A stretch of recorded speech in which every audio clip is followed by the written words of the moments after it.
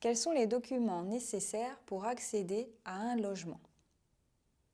Une fois le logement trouvé, le propriétaire du logement, le bailleur, te demandera de lui fournir un certain nombre de documents obligatoires avant de te remettre les clés. La caution, c'est une personne qui s'engage à régler tes impayés de loyer ou les dégâts que tu auras occasionnés dans le logement. Cette personne est généralement un membre de ta famille.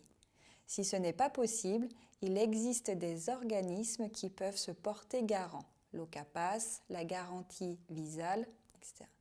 Le dépôt de garantie. Lorsque tu prends un logement, le bailleur demande le versement d'une certaine somme d'argent, généralement l'équivalent de 2 mois de loyer, mais est légalement de 1 mois, afin de se protéger contre les impayés éventuels. Cette somme permettra également de payer les réparations des dégâts que tu auras occasionnés. Sinon, cette somme te sera rendue le jour de ton départ. L'assurance logement. L'assurance du locataire est obligatoire, sauf pour les logements meublés. Elle te protège, toi et le propriétaire, contre les dégâts importants qui pourraient avoir lieu dans le logement.